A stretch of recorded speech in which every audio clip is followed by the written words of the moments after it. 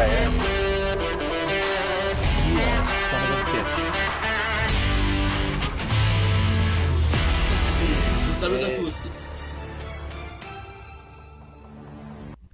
What's up, Juventini? Welcome back to the AJC, all right? And it is a beautiful Monday morning, all right? The victory was there, but oh my God, dude, the frustrations still just fucking at, I don't even know, all-time highs, even through victory and whatnot, but it's understandable now. And the media is jumping all over it. We've got news everywhere, Anthony, and I've got Alberto bomb of myself today, my man. But how are you doing today, Ant?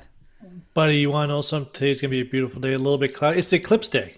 Happy Eclipse Day to everybody here on this one trajectory of the sun across North America. You want at the end of the day, just go to work. It's just the moon covering the sun. It's not a big deal. You want to know something? Probably would have freaked out the ancient Mayans or some shit, but us, it's just whatever. I know it only happens every 200 years, but let's go. Come on. There you go. Everybody get to work. It's Victory Monday. Let's move. Victory Monday, but a lot to tackle. A lot to tackle in this one. We are going to take a second to say what's up to everybody in the chat. All right, we got Adam, who joined me on the post-match call-in show. Adam, was an absolute pleasure to meet you. All right, Shatterstar, sup, AJC, Vince, ciao tutti, John, president of Juventus Official Fan Club Toronto and head of North American Fan Club Salute di Torino. He is in Torino as we speak. Was a flag bearer at the game yesterday on the sideline. Can't wait when John returns. We're going to have him on a podcast, talk about his tour of all the facilities around Juventus and just the actual experience that all those fan club members got to enjoy. All right. What's up to Lucci, who did double duty yesterday with me on the preview show and jumped in on the post-match call-in as well. We had Alex coming to us from Bulgaria, jumping on that post-match call-in. So you guys, if you like it, we're going to keep it rolling after post-match for about that 30 to 40 minutes and just kind of vent and just discuss everything. Hopefully their victories from here on out, and hopefully a Coppa Italia victory coming up. But you guys, we got a lot to tackle today. I want to remind everybody, if you're tuning into this on your audio outlets, head over to YouTube, subscribe. All right, what are you waiting for? That's where all the extra content is. Okay. And for ways to support, obviously, Super Chat is enabled. We have our merch store, all right, with a ton of custom designs. We've got memberships that have to be, you have to join through the desktops. However, again, Rick Owsey out of JCD Melbourne, Gigi Buffon, another 5 memberships granted yesterday. He's up to like over 40 this season. We thank you. And everybody who gained access through that, remind us, you got to reach out to us on social media. Let us know you're a member, and then we hook you up into the AJC private chat. All right. And the last piece of business I have, okay, is I want to send out a Was it about the swing thing? Are we talking about the swing thing? I want to send out a birthday shout out, okay? So we have a supporter, and Antonino Profeta reached out to me, and his son Giuseppe is turning 12 today. So they're supporters, big fans of the AJC, and I want to wish a huge happy birthday to Giuseppe. All the best, bud. Okay, hope you have a very, very special day, and thank you for your continued support. And as always, fino alla fine, forza Juve, and listen to your father. All right, my words of advice to all the lads out there: listen to your dad. All right. Happy birthday from the live chat. Let's all send love to Giuseppe. My advice would be, don't do in grade 6 what me and this guy probably did in grade 6. So good thing we didn't have cell phones back then, because nothing's on video what you and I did in grade 6. Spitballs, man. Sure. Now, so news. We got to talk about news. Allegri's in the news. Okay, a lot going on there. I actually have Alberto bomb I'm going to drop after we kind of recap the game. And the good news is you're not going to have to wait long for the Alberto bomb, because there's not much to recap in this game either. Okay, everybody? So we are going to get to the Alberto bomb. It does have to do with one of our targets and the coaching position at Juventus. Okay, so we're gonna have fun with that one, and we've got a lot of other news too around some targets and everything. But Ant, we're gonna get to this game, and we're gonna not need a lot of time to rip through this one. Okay, starting lineup: Szczesny, Gatti, Bremer, Danilo, Cambiaso, McKennie, Locatelli, Rabiot, Kostic, Vlahovic, Chiesa. Talked about it pre-game show. No issues with this lineup. It's the same lineup we had against Coppa Italia other than Szczesny coming in. And boy, did that pay dividends. All right, we'll talk about that. That's your boy. It's your boy. How about that, eh? It's your boy. All right. But yeah, lineup, we all agreed on pre-game show. That's about as good as it goes. We got to get rolling, okay? And this game, when we talk about the highlights here, we got to say, when the games are that dull, the chat goes a little sideways sometimes of that watch along, and I think I can now tell you, based on how that chat went, that I could tell you everyone in the AJC Army's preference of women. All right, from which countries they like. We had that's kind of where the chat went. That's how dull the game was. That I was finding out. During the watch along preference in terms of on the watch along, Spanish, Italian women, etc. Swedish women coming up a lot in the chat. That's how dull the game was. Okay, second half especially. First half, a lot of cancellation goals. We'll talk about that. McKennie getting called off on one early. And that was a clear offside. That was like miles. Fiorentina, we were talking about it in the chat, playing FIFA all of a sudden with that rush immediately out. They caught Weston right away, but Weston's going to come up in the news in in a very awesome way later on. He's going to get props for that one, okay? 11th minute, we get a cross in from the right. Gatti off the bar. Then Vlahovic rebound hits Bremer and gets the offside on that one. Vlahovic fuming. Rightfully so. But what are these guys going to do? Chasing the ball in there.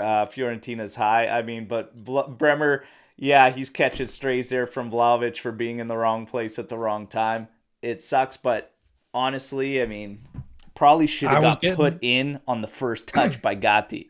I was starting to get the attitude at that point to say, please, for the love of God, don't be one of those games. For the love of God. Yeah. But Gatti should have put that one in on the first touch. Regardless, nonetheless, there you go. There's a couple ruled out already. Then you get the 20th minute corner kick.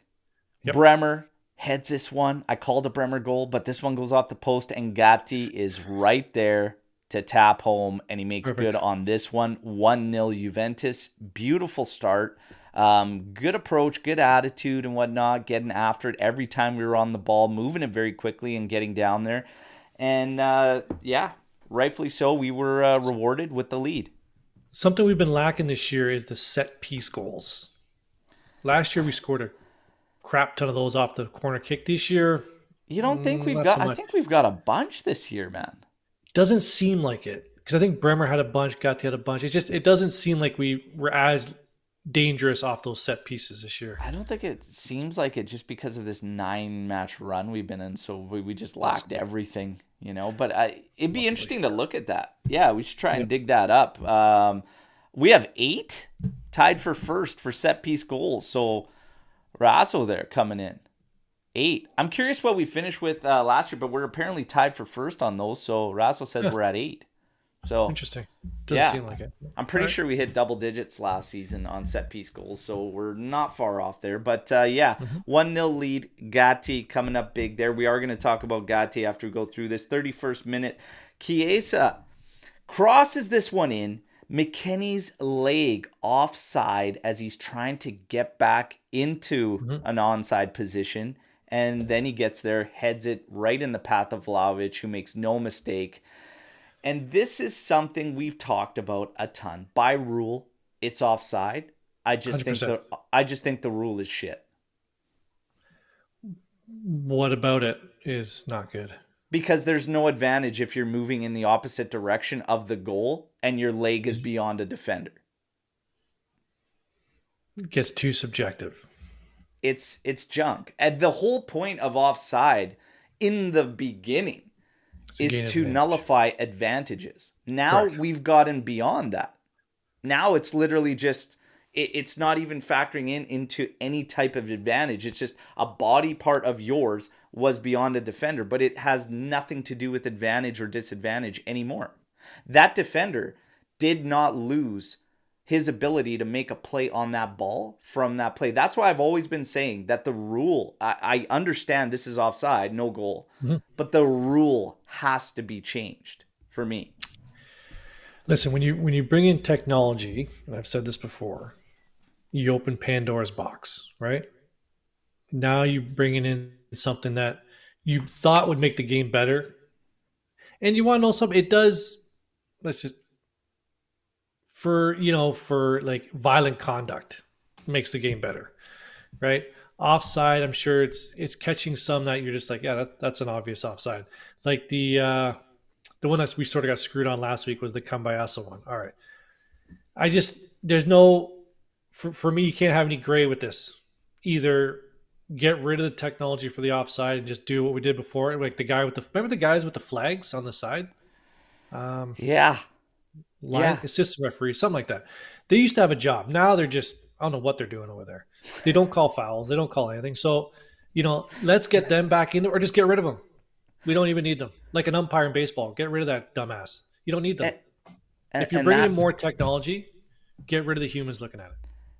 And the thing is my rule change that I've said on this, we kind of talked about this a lot. And you said, well, what would you do? And I said, this is what I would do. I would make it the waist. I would make it the actual like torso, the body.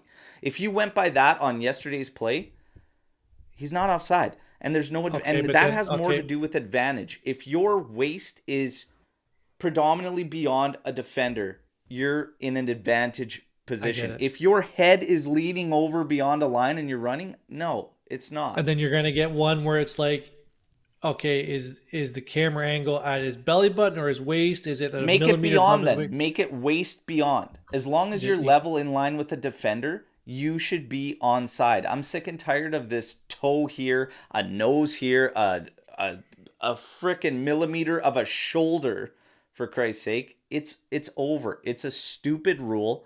It's lost any type of validity in terms of advantage. That's not an advantage yesterday for McKennie. And that is a prime example of when I complain and bitch about that rule being shit. That was prime example. So anyways. I'll just finish up. I would rather have it as it is now than what you're saying, bring in more subjective.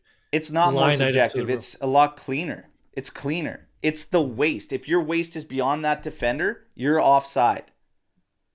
You have to be a full, your waist, your torso has to be completely beyond the defender's torso to be offside. What if it's clear this cut. Much of his, this much of his waist is It's clear cut.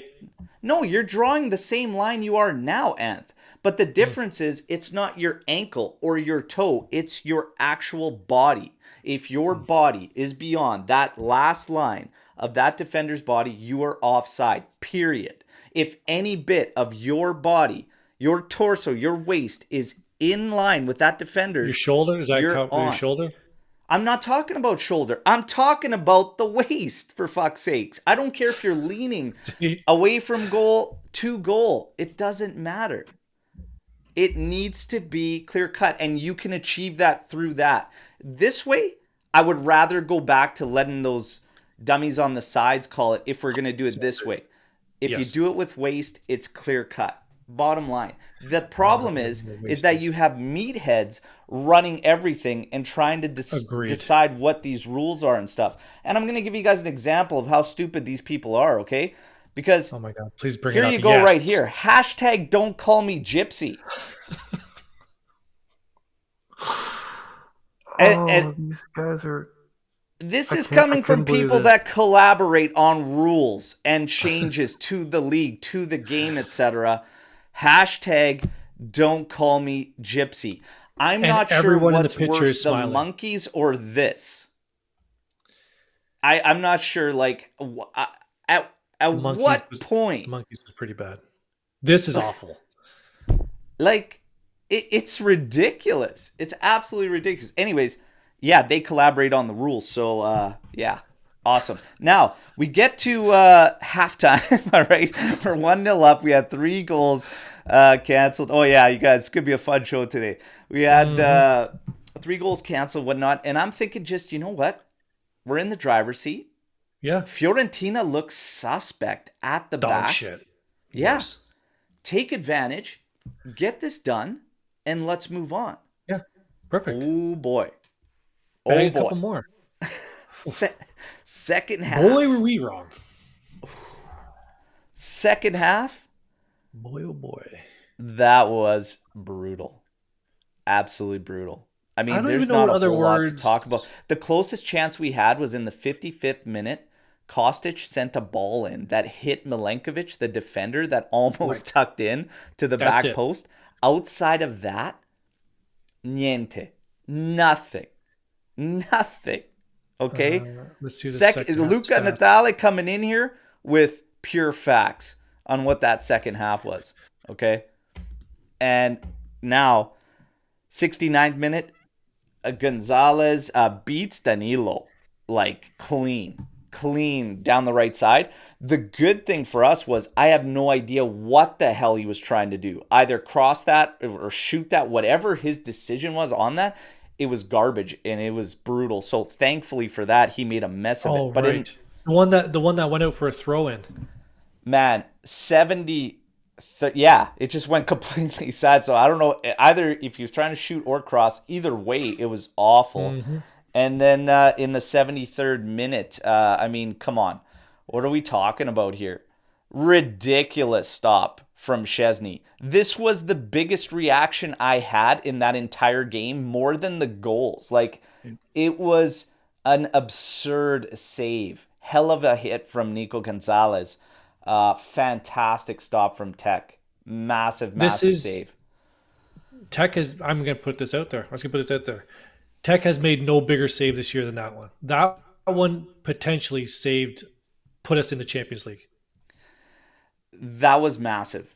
That was That's massive save. You know, the goalkeeping thing keeps getting talked about, and we are going to talk about Szczesny, goalkeeping, changes, whatever, because I see it already coming up in the chat. Hang tight, everybody. Reminder, get the likes up too while you're in here, everybody. 83rd minute, a low cross in. Tech gets his mitts to it. It falls to Beltran, who has a hit, and thankfully, Nzola does his best Lukaku impersonation and saves it for his own team. Grazie, Nzola. Okay? Yep. We wrap things up there. Holy get me out of this game, man. That second half was abysmal. Get back to the practice pitch. Abysmal. We have a ton to talk about and break this thing down, because even in the victory, which we desperately needed, all the same feelings, all the same frustrations come up. And there was an interesting discussion that came up in the post-match call-in that had to do with Max actually making these calls and these shouts for the play, or the players and their interpretation. And we had some of the words from Locatelli that might have guided towards that. But real quick, everybody, we have to get to man of the match, okay? So, for me, it's clear cut. And, you know, it's Tech. Tech's my man of the match because he saved that game for us. Easily man of the match was Szczesny. Yeah, I'm going with this big smoking son of a bitch too. 100%. Yeah, it's got to be Tech. Vince coming in with Tech here. We got Luca coming in with Weston. It's got to be Tech. The second half, based on what everybody else did, it's Tech. It's Tech. I thought we were Dusan getting a shout here from Michael Rasso. Sure. You've got Gatti or Tech. I'm going Tech, man. I'm going Tech. I thought Gatti was playing right wing for the whole first half. Massive save. Insane save. Okay, so he's going to get it for me. What a beauty. We're going to talk about Tech goalkeeping, but I said we got to kind of get to some tweets of the match, etc. This one kind of gets in there with all those offside goals getting canceled. A little reminder there. Your boy, Ed, with Morata there, watching all these Juve goals get canceled. Oh, yeah. Come on. Oh, yeah. There he is. There he is. Top of the this heap. one's got a good. But we did have one coming in that had who was it? Who was it sent in by? We gotta pull it up here. Oh, okay, Bacha 80 here. So, does anyone see Omer in Biragi? I laughed my ass off at this one for about 5 minutes. Is that like a thing? Does Omer resemble Biragi? Yes, he does. You think so? Yep. Man, I don't know. I'm not seeing it. You guys seeing it? That's him. That's his that first Omer? cousin. Just cover his hair, right? Like make him bald. Put your thumb. That's his first cousin. Oh What are you man, talking about? Omer to me is the ultimate defender, a combination of Chiellini and Bonucci put together, and he looks like those two, man. Biragi though, maybe. Yeah, cover the hair.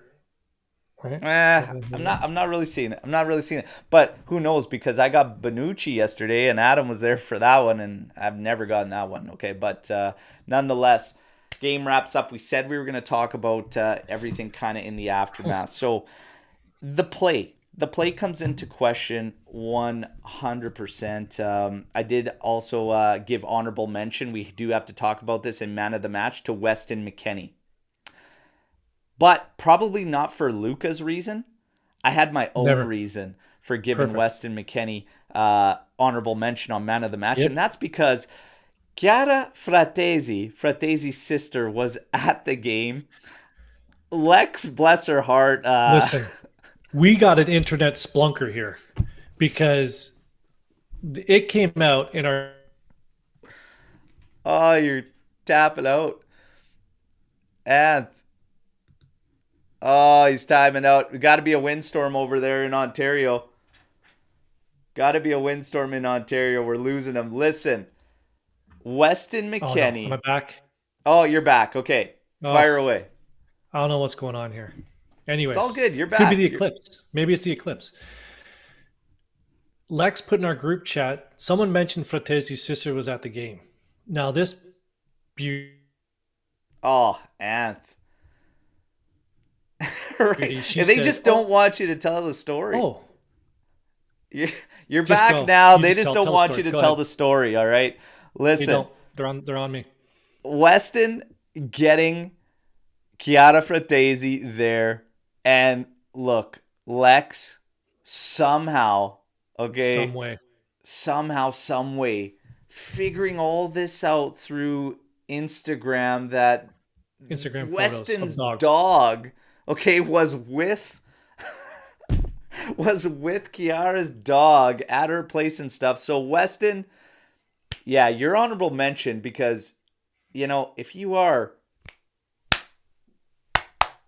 with an inter-player sister, good on you. We could not believe that she figured it out through dog sitting on Instagram. Like what the hell are we even talking about here? It's hilarious, man. I was dying, but good on you, Weston. All right, good on you. Good on you, Lex. Good job. Good hunting. Honorable mention. Jeez. But now getting back to the game, a lot of fun stuff, I'm telling you, in this game. And again, when you're talking about a match like that, you got to find things to keep yourself entertained. We found a lot through this game, but this game comes back to Max and the gameplay and the players and this type of separation, and still have some fans believing that Michael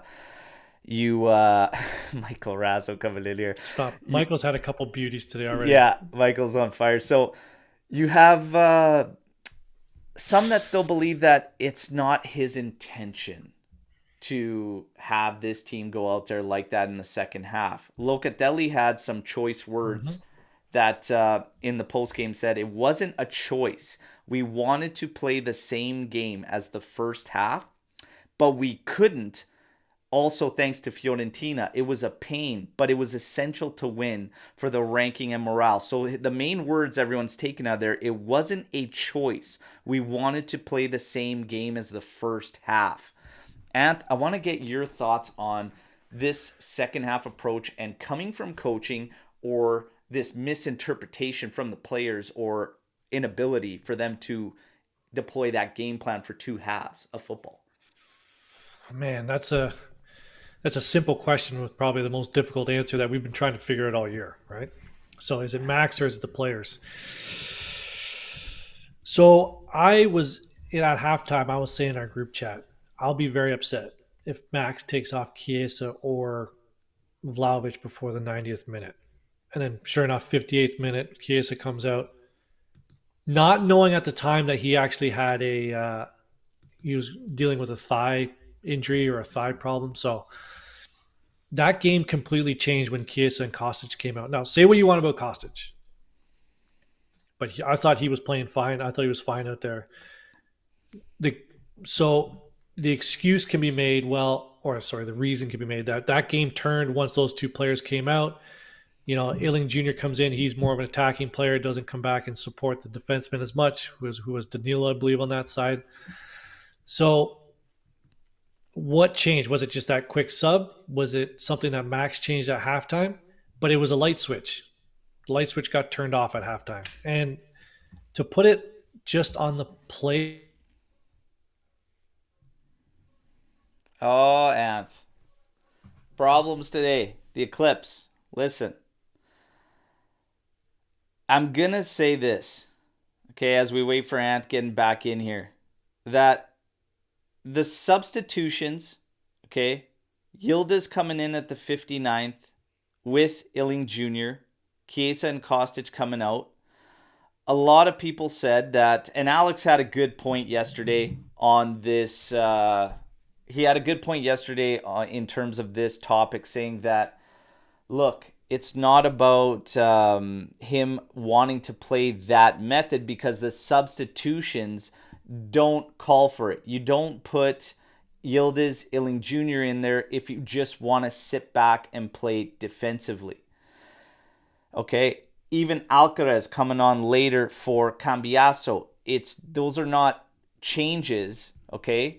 Those are not changes that are symbolic of us wanting to play defensive. However,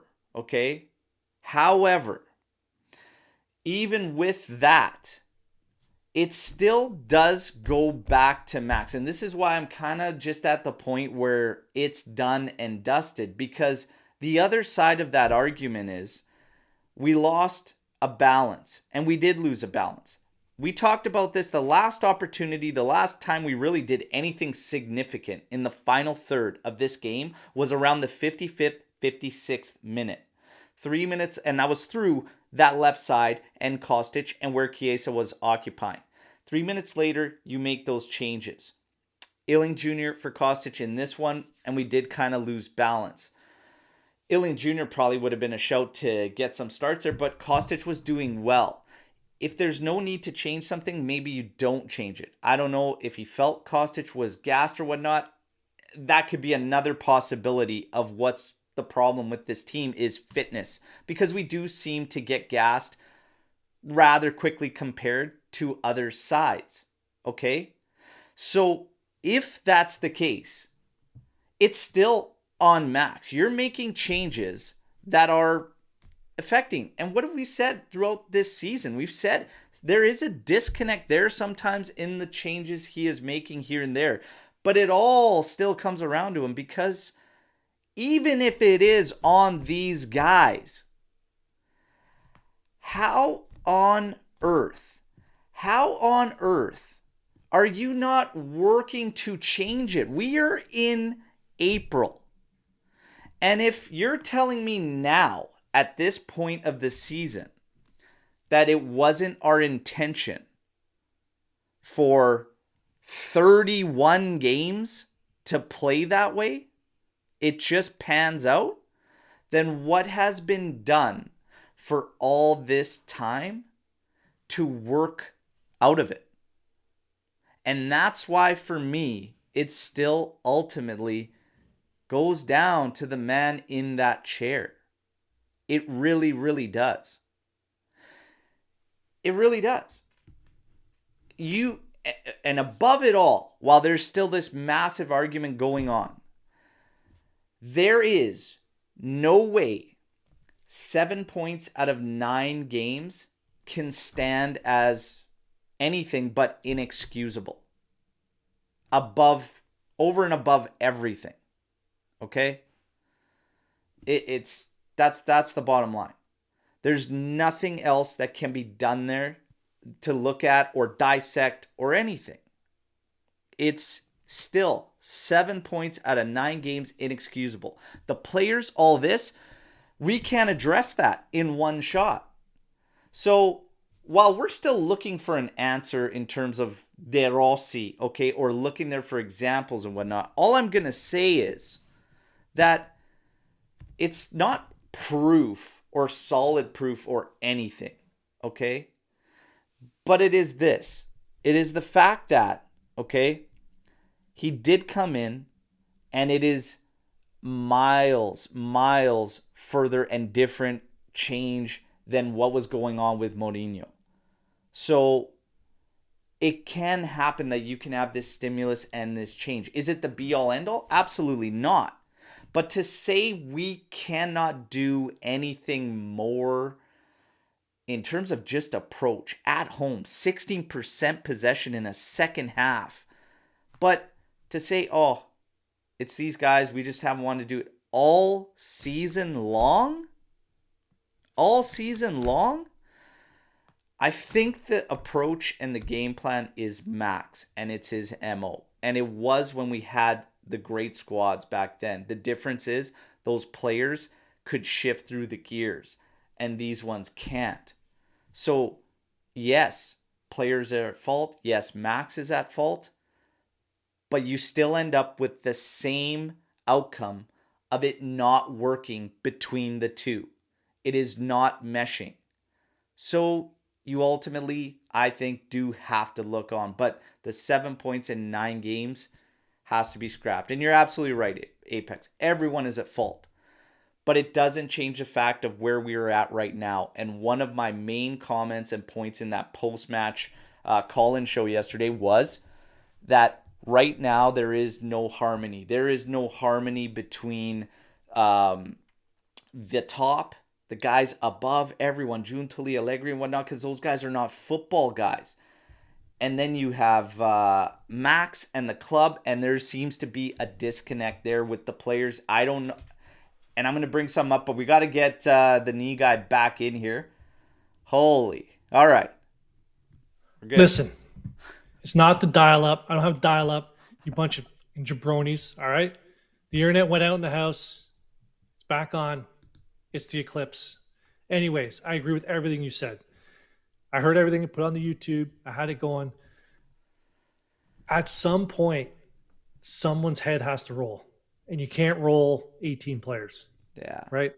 We had that run of all those games of whatever, 7 points in 9 games. I don't know if you mentioned, I think you did. There's nothing new. Yeah. Nothing has changed. Like what new tactics have we used? What new ideas?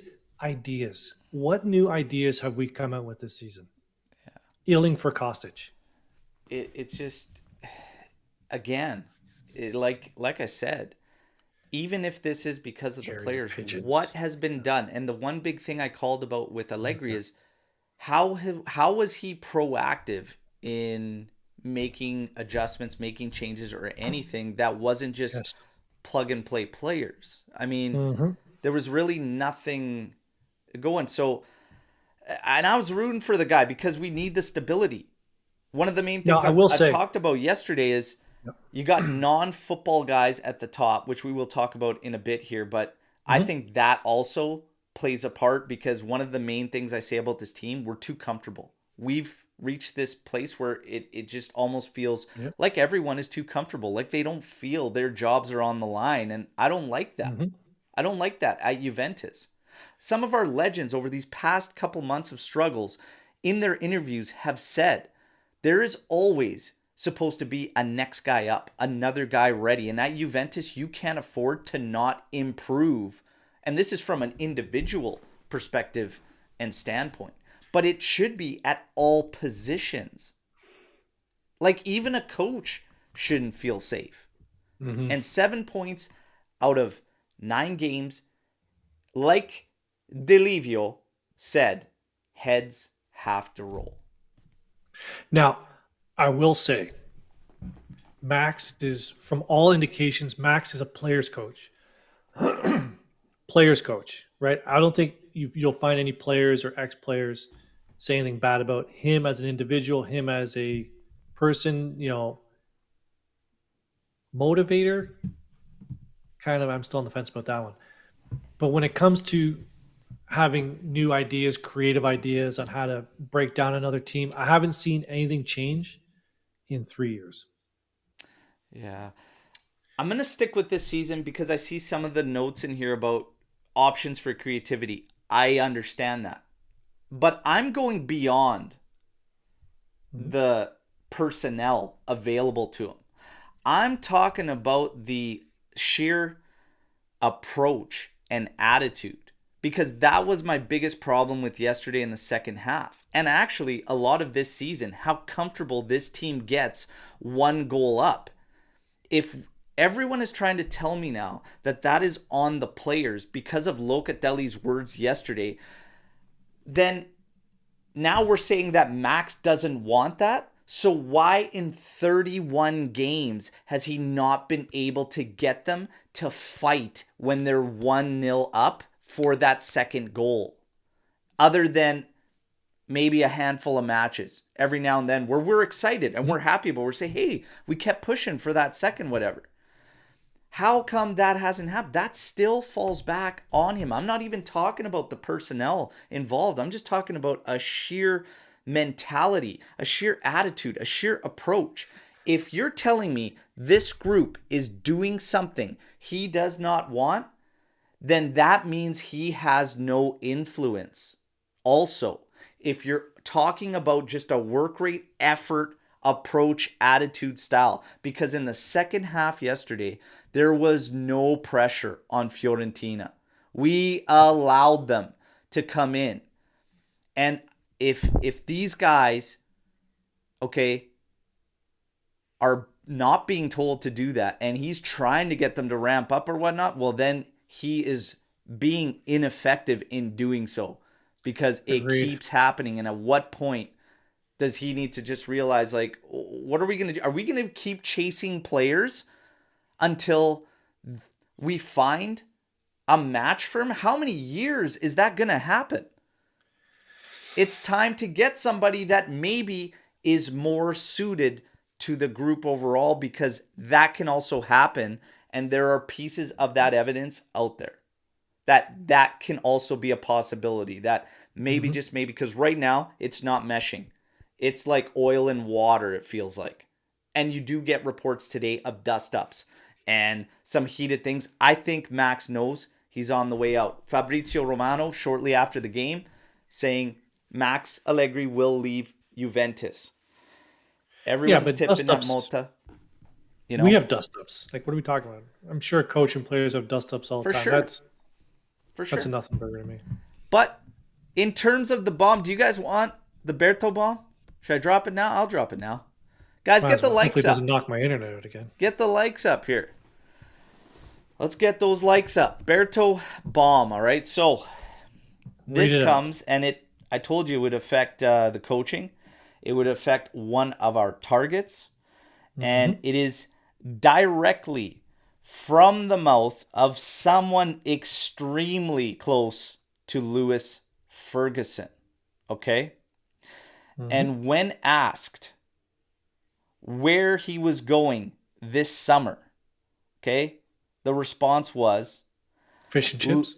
Lewis is very excited to see if an offer comes in from one particular team who is very hot on him, okay? And he did rule out Napoli as being a destination. Said it's not going to be Napoli. But he's extremely excited for one team that is very hot on him. who's that team that's been very hot on him? Obviously, Juve. But it goes a little bit further because he was asked specifically, what can you tell me about these rumors about Juventus getting Malta and Lewis Ferguson? And he said, Malta and Lewis share a mutual admiration, and they both want to continue together. He then proceeded to say Malta is he is leaving Bologna. It's happening. So for all the rumors saying that maybe he sticks around for Bologna, this person extremely close to Lewis Ferguson says he knows Malta is leaving. And he said Lewis would absolutely be following Malta if given the opportunity and that call comes in. So, yeah, that's very, very interesting. All right. And Malta has been named as the guy by a lot of sources. We're waiting for those big guys to come in, but Skira has been saying there's been a ton of meetings happening. The latest today, reports are saying that the club has let Allegri know out of respect that they are speaking to other coaches. Whether or not there's truth to that or whatnot, we have to wait and see. But we were asking people the scale of how surprised they would be yesterday, like on the post-match call-in show. Mm-hmm. How surprised you would be on a scale of 1 to 10 if he remained next season. 10. Wow, okay. See, I just can't get a read on these guys whatsoever. But now I was at like a 6 or something yesterday, but now you just don't want to give jerseys away again. That's your problem. I'm telling you. You don't want to commit. I'm thinking it's done, and it's seeming more and more like that. And I think it's going to be a mutual thing between Juve and Max. I want to talk to you guys about what we're hearing now and Lewis Ferguson, because I've said for a while I prefer Goodmanson over Lewis Ferguson. But we talked a lot about players and rumors that were going around. Coop Mainers being one of the bigger names, 60 million euros. If you add Ferguson to the mix, or one of Coop Miners and Samardzic, you're at about like 85 million for the two. I want to know from everyone in the chat and yourself, how would you feel if maybe the two mids coming in equal the price of Coop Mainers alone, and it's like a Ferguson and a Samardzic that come in? Would you guys still be happy? Would you only be happy if it was those two, but with a coaching change? Are you happy if it's Malta and Ferguson and we move elsewhere in the Mercado and it's only one mid? Like, where do you guys stand on this? Anth, how do you feel about Malta, first of all? How do you feel about Ferguson? Okay, so Ferguson, my apologies. He is Scottish. Everyone knows that my wife is Scottish. So, sorry, it's not fish and chips. It's bangers and mash, all right, with a side of haggis, all right? And maybe go for a curry as well. All right, I got it. Settle down. Yeah, so my whole thing up to this point has been, I don't think we're going to be spending 80, 90 million. Definitely, I don't see us spending 60 on one player, unless the player's worth 60, and then it's like, okay, we'll knock it down to 40 send a player over. I really think we need, the coaching is, we'll put that one to the side. We need at least 3 midfielders next year added to this mix. Can you get 3 midfielders for 80 million? You probably could, but if one's free, 2 of them might not be good. What's that? If one's free. One's free, right? So it's Giuntoli has his work cut out for him. This is why we brought him in, because he knows. I think he's not stupid. He knows what has to be fixed. He knows Meretti probably needs a loan. Pogba's probably not coming back, even though I says he's coming back. I don't see Rabiot re-signing because Rabiot hasn't really done anything to earn that. I would hope we could all agree on that. Doesn't sound like Kostic is coming back. Weah, right? So there's a lot of holes in the midfield. I would see us having to buy at least 3. And who would be the least expensive out of the 3 of Coop Miners, Samardzic, and Ferguson? Probably Samardzic, but they'll be very close. Ferguson and Samardzic will be close, but Ferguson will be more, and rightfully so. Samardzic has had a rough go in the season overall. but he's still a talented player. Could you Yeah, get the 2 for the price of the 1? You think? I think it depends on a lot of outside factors in terms of the rest of the midfielders and what decisions are made there in terms of it. But with Fagioli returning, okay, I think bringing that's a in done deal.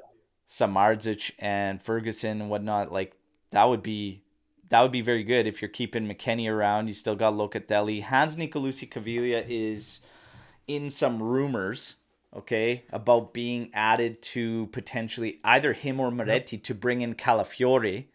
So there's a lot of interesting twists and things that can happen. But I see some comments too about like 4 comps and competing 4 comps. Guys, it's going to year zero. Year zero Yeah. Well, practically.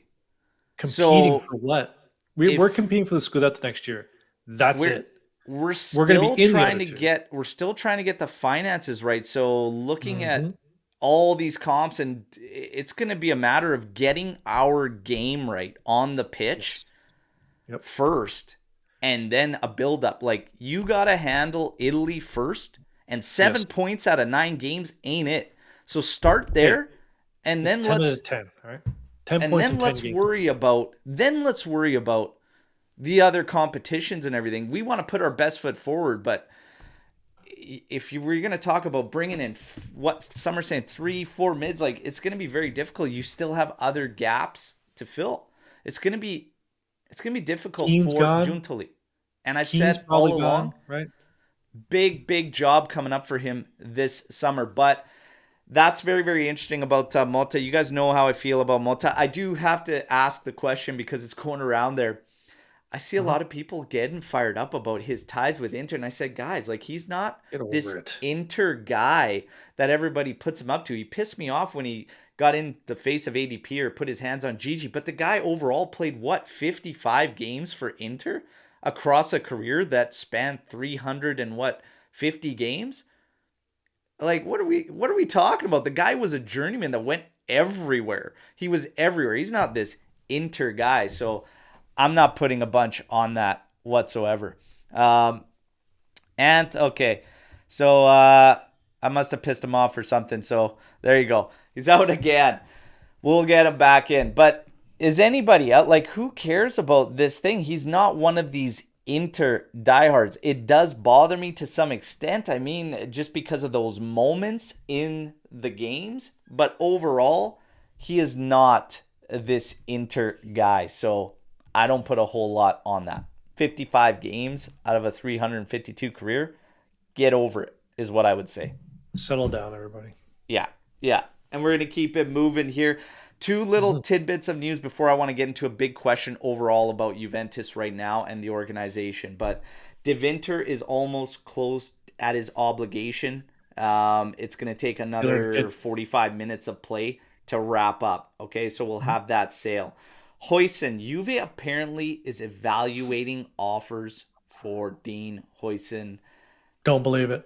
I think it's a no-go, and I would definitely not, especially with what's been going on with Bremer and that situation. Mm-hmm. I would probably not do anything of the sort with Huijsen. Chiesa Mm-hmm. expected to get an offer from the Prem. I still stand firm. 1-year renewal. See how it goes with Federico Chiesa. Many say sell. Sule and Chiesa, this new coach kind of thing going around. I want to know from everybody in the chat. I want to know from you, Ant. With, let's say Motta comes in. Mm-hmm. Is that going to be your make or break for Chiesa? Is a season under him and get that extension and then make a call? Or are you thinking maybe you sell this summer? Are you still selling Sule? Like, or do we have to bring him in for Motta? Less work to do in the Mercado. Like, what are we talking about? God, I hope this internet holds. There's something going on out there. Someone's doing road work. Chiesa is probably his most valuable this summer. So that's a big decision that that Giuntoli has to make. Do you capitalize now on it, or do you extend it? I'm okay either way. I know that's kind of a cop out answer, but I'm okay either selling or keeping Chiesa. Because I still think he has a lot of potential, but based on the entire rebuild, like you said before, this is year zero. I still think we're sellers first in the summer. Chiesa is a big piece that could bring in a lot of Chicoria. So I'm okay either way. Sorry for not picking one side, but hey, that's what I think. Yeah. Either way, I'm not going to shed a tear. I think you got to get the renewal done even if you want to sell him. I probably see what happens with the Euros before pulling the trigger. I'd probably just wait and see what happens there. I'd still get the renewal done before the Okay. Euros. 1 year, same salary for sure. Either way, whether you're looking to sell or whatnot, same money and go from there. Why would you Um, go through the renewal like that whole heartache if you're just going to sell them anyways? because you can maximize the value if he's going into his final contract year, it actually hurts it. If you've got another year on the backside of it, teams will Oh, have right. to Because step he'll up take the that funds. contract to the next team. He'll take Yeah, that with him to the next team. Okay. yeah. Fair enough. But if he has a bad Euros, then it hurts the value anyways, even with your renewal. And Mm-hmm. yeah, it's a tough situation. Giuntoli and this Juventus management is in. As far as the management, we've heard about a shakeup that could be going down. Him finally getting his guys in. It just all kind of makes sense. But through this period that we've been hard on Max and the players over this 9 game run before this game yesterday, Mm-hmm. which really ultimately didn't make us feel much better. Um, you know, I've been saying like, because the rumors came out about Max finally after right before the Serie A loss to Lazio before the Coppa Italia match against them, Mm-hmm. finally calling this team out, looking at the leaders too, which I did criticize that leadership list. Chesney, Danilo, Sandro, Rabiot. That's pretty damn weak for me if I'm looking at leaders based on their individual performances throughout the course of a year. Maybe not Tech because he's been consistent this year. I will take him out of that equation, but I still don't see him as an actual leader. I see him as a good, solid goalkeeper, but not a leader, in my opinion. I think that's a weak leadership list. But nonetheless, if Max was waiting till then, through this run, to get on these guys and push, I'm still asking the question about what's going on. Where is the football heads above him? Because it still feels like this thing where it's just been solely Max, which drives me nuts. And he's been hung left to dry last season. We saw him get put through the ringer. But this year, it's again looking for these football heads above Max to come in and say, hey, you got to get your heads right during this game. Like, you got to get your heads right during this run. We got to turn it around. And there's nobody there doing that. When we saw it happen last season, at least Agnelli came in. He addressed everybody. Max Mm-hmm. wasn't standing next to Agnelli when he did that. Max was sitting across from him with the players. Yeah. We don't Switch have fast that time. now. Ferraro and Scanavino, like, they're numbers guys. They're like whatever. How Businessman. how big do you think that is right now for Juventus, not having that from the top, even above Giuntoli? Do you think that it plays a part, or do you think it's not that big of an issue? I don't put that much. I don't put that much weight into it. I want to see more leaders in the locker room. I think that's where it starts, and then with the coach, and then Juntly. I don't know. Like if Elkin comes in and addresses the team, like does that? You know what I mean? I look at like my work situation. If somebody 2 levels above me comes in and addresses the team, it's like you and I we live in different worlds, right? The players and these managers they're in different worlds. They don't right. They have different priorities. I don't see how Scandavino coming in or Agnelli. Agnelli was different because right, it's his family business. I think that's a little bit different, but like no other team has that. I don't see what how that would I improve things. I think it started with Juntly down. That's that's where it has to be. I don't put that much weight into what Scandavino says or what Fernando says. Well, I don't either because they're not football heads. But that's why I'm saying, like, having someone above, like, it could only Like help Maldini has reinforce to a be like message. you If saying like that, you're like looking, Maldini? if you're looking at a coach that can't get a message across, would it Yeah. not be beneficial to have a message come from your boss, ultimately, everyone's boss, and somebody up above that is a footballing head say, look, you guys, this is our standards. You're not meeting it. Like, That's does that Junsley though. not help us? I think it would. I think it would. I just don't think legal guys, numbers guys, whatever, doing anything like that, coming in and say, like, they're not going to establish the standards of Mm-hmm. Juventus. They're not going to, like, it needs to, there has to be someone above that's ultimately has some type of impact in terms of building the standards. But with Giuntoli now, it's going to be his vision moving forward. It's going to Mm-hmm. be like now he's getting his guys. You're going to start getting, um, we're going to get a good idea of what his vision is, which is going to be very, very interesting. We talked about it post match yesterday. What is his vision? Is it in line with Juve's historical DNA of the hard nosed defense, or does he want to try something we've tried before, which is a Mm-hmm. different philosophy and kind of move out of that? That is going to be very, Good very question. interesting to see. But it's going to be his baby now. And everybody else is going to have to be patient and ride it out this time because we can't keep half assing it. I think we can all agree on that. If you're going to 100%. do something, commit to it. Mm-hmm. So if it's Mota and he wants Mota, then do it and commit to it. Yep. But Quickly. Do it quickly.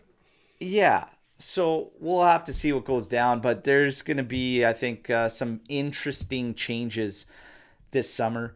In terms of the Mercado, I don't know how much work I'm really expecting. I I'm not think expecting a it, lot. yeah, I'm thinking it's going to be more in terms of getting those finances right, and the purchases are going to fall in line. It's got to be a zero window. It can't be the opposite. So it means we definitely have to sell even to Mm-hmm. what we purchase, if not selling more than what we bring in. So June Tully's again gonna have his work cut out. It's gonna be very interesting to see how it all pans out. But I shared with you guys that bomb, and yeah, that's gonna be very, very interesting. I don't mind Ferguson whatsoever, but if Mota is in fact the guy, and you're bringing in a couple of his boys like Calafiori, Ferguson, okay, let's start making the push and let's make it comfortable. Let's hopefully that is what kind of entices him and everything. He gets to continue this partnership, which seemingly is important to both him and Ferguson. Okay, whatever. We could use a player like Ferguson too. It's not like we're just picking up these players to suit the coach. Like we could use Calafiori and we could use Ferguson. So And it's two players that will help the coach instill what his sort of value system yeah, approach is. yeah, and you go from there. So let's see what happens. It's going to be very, very interesting summer. Storm the barn, guys. Chipper. This is your time to fire through. But yeah, everybody's still very, very spicy after that game yesterday, and I don't think it Mm-hmm. changes anything. But the question has to be asked. I want to ask one question because there are still some that feel like a finish in results and a Coppa Italia could change things. But for me, it's done. Like it's done. Like you It's should done. change. Yeah, it's done. A Coppa Italia for me isn't something that some of the fans are saying, "Oh, we should change like if we're change our mind if we're thinking about leaving or changing Max because we're going to win a trophy or whatnot." No, like for me, all it represents is a nice ending to somebody who I believe actually was the right guy during this brutal period. Agreed. At least offering some type of stability and keeping us where we needed to be. And for that, I'll Mm-hmm. always be appreciative of Max. And that is Yes. a big reason why I want the Coppa Italia. Number one, to get the patch back on the kits. We got to have something on the kits. They've been playing for way Yeah. too long, Can't, okay? This can't group have optic needs gaming. a trophy, some type of positive over these couple of years. But also, yeah, I'd be appreciative of Max over this time and just make it a nice goodbye between the club and Allegri. I think at least we should be offering that, okay? Now, get to Storm the Barn. Do you think canceling U.S. tour to stay close to home is another sign for a coaching change in the summer? Potentially, but it's more so, I think, a number of reasons. Number one, the players that would be available for that tournament. A lot of the top guys would be at the Euros anyways. And I think finances will tie into it. And I think the way this season's gone and this last run, it makes sense to stay closer to home and just focus on some other things and have a quiet summer rather than one filled with travel and media and all this. It makes the most sense. So I don't think it ties into a coaching change. But Omer's been saying this for 2 years. Please stay home for the summer. He always says it. And I don't believe in this whole thing that it really affects. We started off the season 3 wins, 1 draw before losing to Sassuolo. Everybody's like, we started the season so shit because of it. No, we didn't. I think another thing that may tie into it, small part of it, is Juntley staying in Europe, being able to talk to the agents, being able to like do business dealings, or else he'd have to travel to LA and Toronto and wherever the hell else they were going. So I think being able to stay home, stay in his office to get work done, I would say that was probably a small part of it as well. Yeah. Now we'll get to another one. Thank you, Moran. Long-time supporter of the channel, man. Much appreciated. Thank you, brother. Guys, drop some likes. I'm just scanning here. We got another one right here. Forza Juve. You have the opportunity to spend the night out with a Juventus player. Who you picking? What are you doing? Fagioli, straight to the casino. No, that's a joke. Okay. Current the bookies. Current player. Oh man. Don't ask this question to Lou or Lucci. Lou's taking Rabiot out for. No, he's not. They'd go to the female team. The Juventus women. Man, a current roster.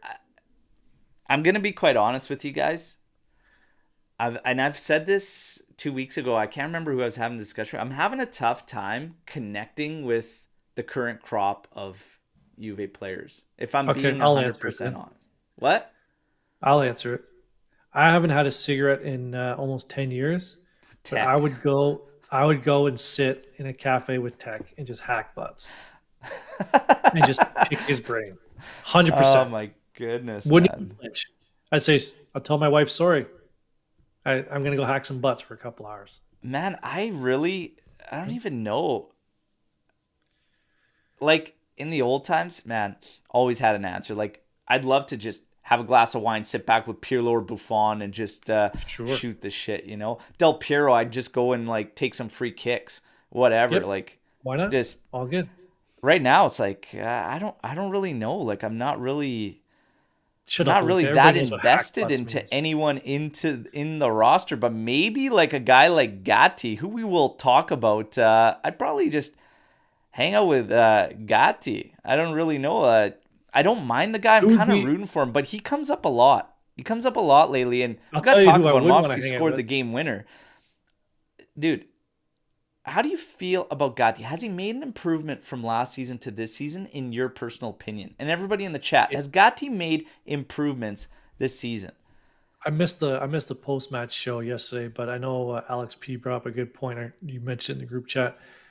He's made an improvement. I like what he brings. Yeah. It's just, I think, and Alex P put it right. He's got to fix what's between the ears sometimes. Yeah. He's got everything it takes. Everything it takes. He's got the toolbox. He's got the steel toes. He's got the hard hat. He's just, pick up the wrench and not the hammer. All right. Yeah. Yeah. I'm going to go back to this night out because you guys actually are right. McKennie would be a fun guy to probably hang out with and do something with. So Chiesa would be the worst. I think Chiesa looks like a boring dude. Probably a nice fellow. Norbert with a hot take here. If we bring in Calafiori and Ferguson, amongst others, well, that's very broad, but and Motta's coach, we will win the Scudetto easily. Well, if it happens, I hope you're right. But I wouldn't call anything. Bless you, Norbert. I wouldn't call any. reluctant to call anything easy over these past few years, okay? Oh, But we'll go with that. I love the optimism if it goes down. Luca, nice to see you out of bed. Still early, but thoughts on Alcaraz? His value seems way too high for what we've seen thus far. That injury ruined. We've always said the same thing on Alcaraz. I mean, his value is, there's no way, no chance. no No chance. chance. An extended loan though could make sense for this group. Yes. Yeah, and then take it from there. But no way is that price. I think that injury, even though it ruined it, I think that injury could be to Giuntoli's advantage to say, hey, listen, I didn't get a good look at this guy. Can we do something to extend him, right? The injury is not going to have, I don't think, any bearing on whether they were, if Luca's like insinuating No. on them thinking about buying it. No, I don't think Luca's not that, that slow. But yeah, it's I think he gets extended loan. What? Jesus Christ. Michael Razzo, man. Come on. I'd go back to my childhood playground favorite, which was the pedigree. I mean, and this has nothing to do with Max, but just in general, my finisher would be the pedigree. I love it. But the stunner is a quick hitter for those moments where you need something fast. It's a beauty. Probably going with the tombstone. Aggressive statement there. Tombstone pile driver. Yeah.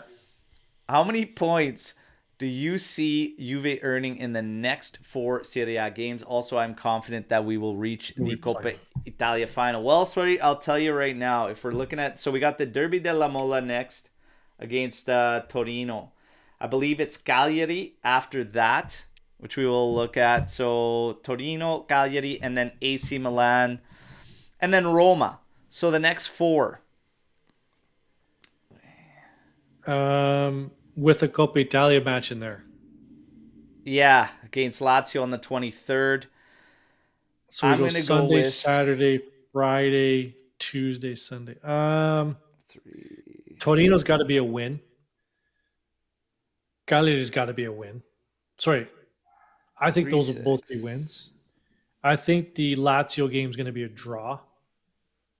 What are we up in that? 2-0? That's the Coppa Italia. We're up 2-0. That's either a draw or a loss. It doesn't really matter. I think Torino, we're Cagliari, Milan, Roma. Next 4 games. How many points? So the three Serie A games, I think we're going to go 7 points. 2 wins and a draw. I think we're going to draw Milan. 3 of those are on the road. So, but Torino obviously still in Turin, whatever. But 3 are on the road. Cagliari away, Roma away, Milan. Oh, the Roma one too. I'm going to say we come out of there on 8 points. 8 points. 8 points. 2 wins, in terms of the Coppa Italia final, we will reach the Coppa Italia final. And if Fiorentina hangs on and doesn't get spanked in the second leg to Atalanta, we have to take that trophy. If it's Atalanta, it will be a very, very tough final, as it was the last time we took that Coppa Italia. But yeah, if it's Fiorentina in there, you absolutely have to bring that trophy home. All right. Adam, who has the highest ceiling in the club and who has the lowest? So highest ceiling, the 3 guys right now would probably be Yildiz, Sule, and Huijsen as far as who's going to have the highest ceiling out of that bunch. You can maybe consider Fagioli in there. Some might have hope for Meretti, but that's going to need a loan. Who do you think is the highest ceiling? I think the best one out of the bunch is going to be Huijsen. Huijsen, eh? Yeah. I think he's going to Huijsen, Huijsen, whatever. I think he's going to be, he's the real deal, man. I don't care what people, he is the real deal. Cold as ice. That guy's got ice water through his veins. I just like Yildiz got pushed over. So composed beyond his years. Yildiz is getting crazy praise from our players out of training and everything like that. If you're asking Szczesny, he's gonna make a bet that in the next 5 years he's on the Ballon d'Or nominations. Yildiz, so I'm definitely not gonna say Sule. good point. It's between Huijsen and Yildiz for me, and I think it might be Huijsen, but I'm gonna give the slight edge to Yildiz and just say Yildiz. Yesterday, how But do funny you was think that too? End of the game, Allegri losing his mind to ice the game and go to the corner or whatever, and you see Yildiz take that guy on, earn the free kick. Last like 30 seconds of the game, I was like, Max is gonna die right there yeah, on the spot of a jammer. he's but well, hang on. Do you think I know we talk about the young guys and their ceiling. Do you think Bremer has another level he can go to? Bremer is almost like there now. Like, You I think don't think, like, so if we're talking ceiling, it's young guys coming up and where their ceiling is and who has the highest out of that group. As far as who has the lowest, well, it might have to be who has the lowest ceiling? Moretti. Moretti or Nonge, I'd probably say. Like, Nonge is tough because we haven't seen enough. I'm going to just say He's only 18. Yeah. Moretti has, in my mind, the potential to be unbelievable. Better than Sule can attain, in my personal opinion. Whether or not he hits it or not, no. So I actually think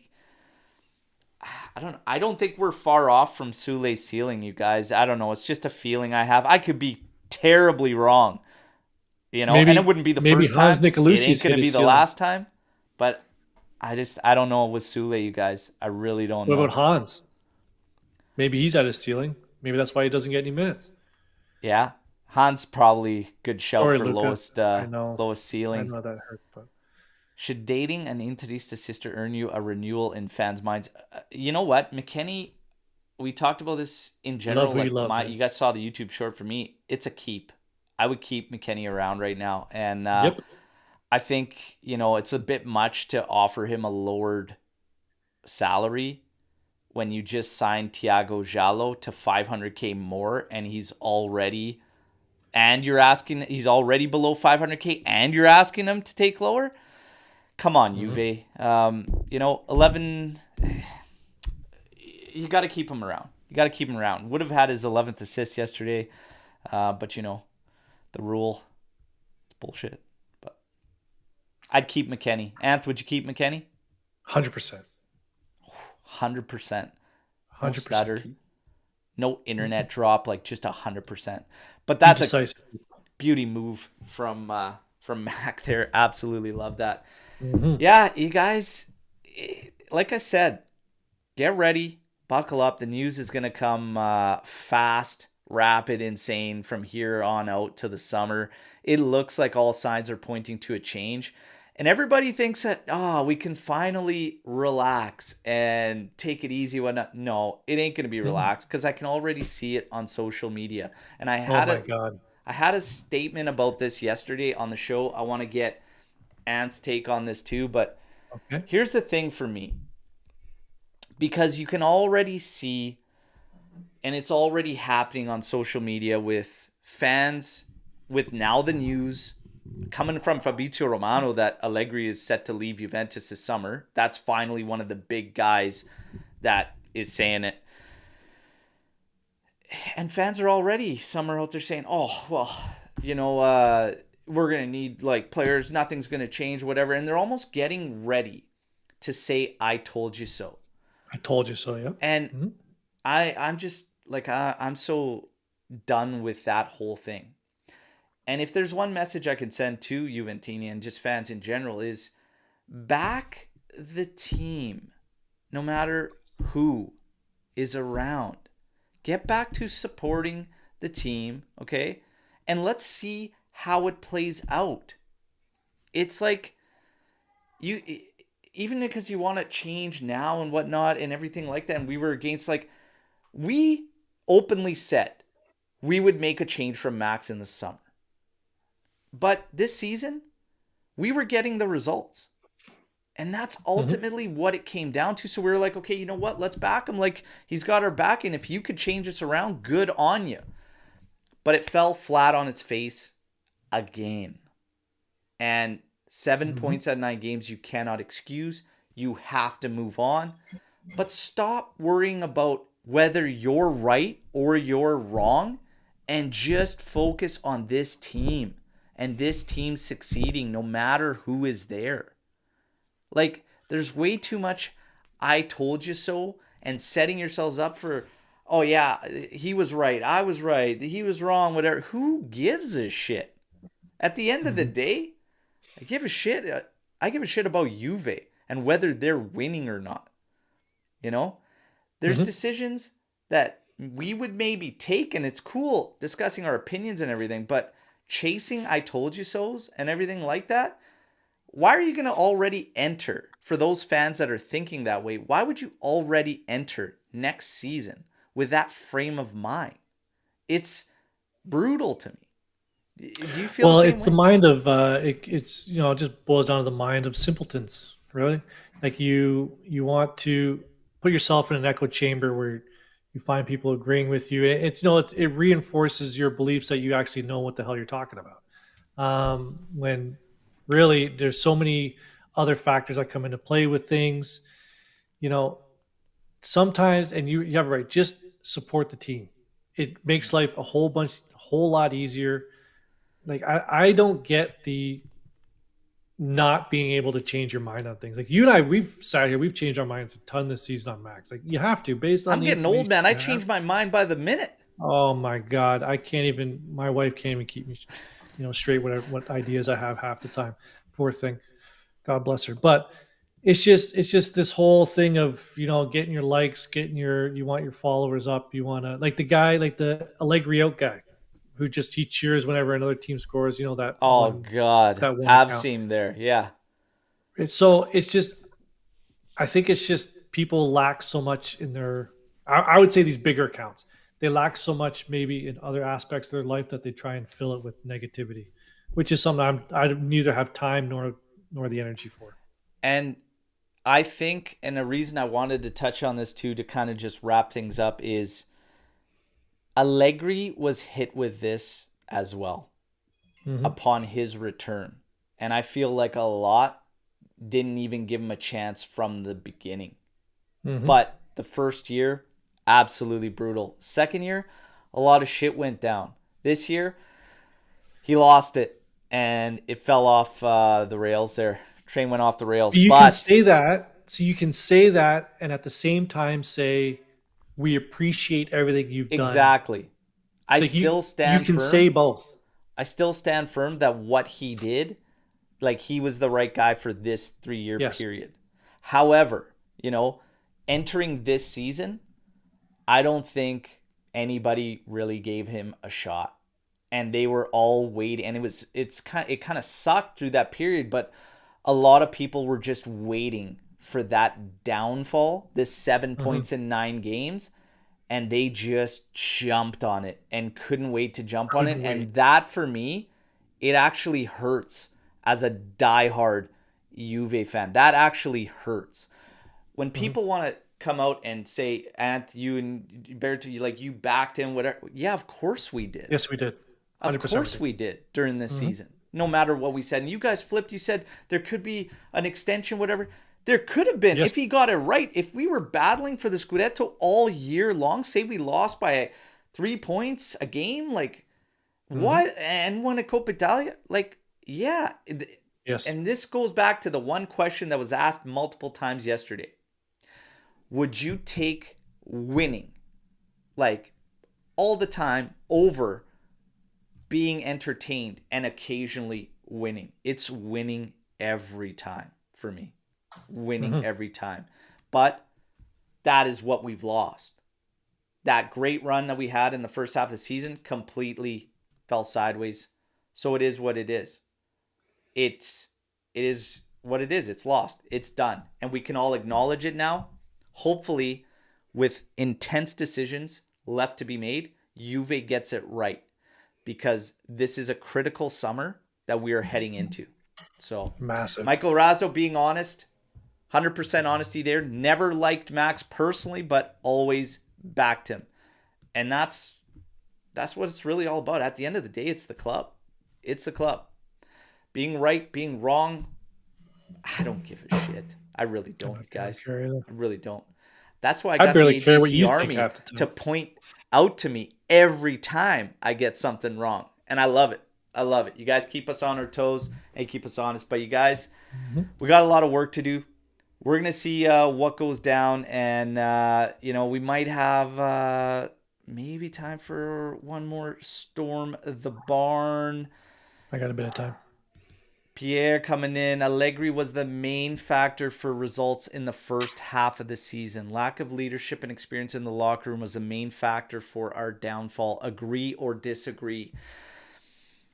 I think it Mm, was a combination of things. And I'm going to say this, that I feel like I was speaking to someone, I believe the handle's Azzurriga Juventus, and he put it so perfectly. And it's kind of along the lines of what I was thinking when the players started talking about it being such a huge downfall when you were close to the title and you completely fell off. It's like this.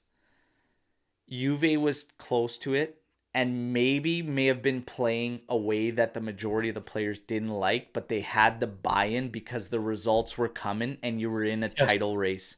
And the Yep. second that went away, I think they stopped giving a shit because they didn't like the way they were playing and they lost the title hopes. And I think that and a combination of leadership to dig them out of it, experience to push through, and a manager that has seemingly lost his voice and nothing coming from over the top. I think it's all those factors. That's my answer. And First thing, props to Pierre for firing out the "Suns Out, Guns Out" photo on his YouTube. Good for you. You got, why not? Good for you. Nice photo. Second of all, this is a very black and white question. Like, first half of the season was this, second half it was this. Why can't it, to your point, Berto, why can't it be both? Why can't it be, there was, okay, everyone had to buy in the first half of the season, but the leadership might not have been there the whole time, and the experience wasn't there the whole time. But you had buy-in. You had maybe Juventus was punching above their weight in terms of quality, but once that once that message stopped getting across, that Empoli loss, the Inter loss, whichever one you want to put it on, it just that it just players just shut off. So I think it was riding like a knife's edge the whole time, one way or the other. And it just yeah. took that push the one way to knock us off track. Yeah, it's a tough go no matter how it all went down. And Oh, look, I was it? don't think one position change like a coach changes everything for this Juventus. I still believe there's work to be done on the roster, but that's a hell of a lot harder to clean up than the one role. And ultimately, guys, 7 points out of 9 games is inexcusable at Juventus, no matter Berto, if it's Jesus it's Christ himself as the manager. it's Period. 10 points out of 10 games. All right, we won yesterday. Can you can you please? You've said that like 5 times. I've had to correct you every time. It's 10 points out of 10 games. You fucking jabroni. It was Get it right. decided. It was decided that he should be gone. In my mind, 7 points at 9 games. Okay, 10 points out of 10. I don't give a shit. It's over. It's over. Rock. Nothing's over. Give me something to drink. It's over. It's over. Finito.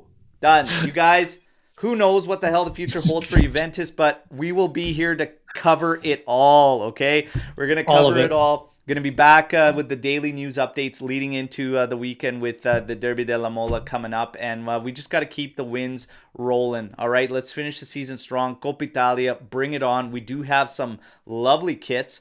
The away one next season, not so much, but the home and the third are going to be knockouts. So let's get that Coppa Italia badge on there. And yeah, Did let's we move give away around. that Cambiasso kit, or is that next Not game? yet. That's the latest giveaway for you YouTube subscribers. So look out for that one. And I got a couple extras coming out. And one of them's going to be for a cast member.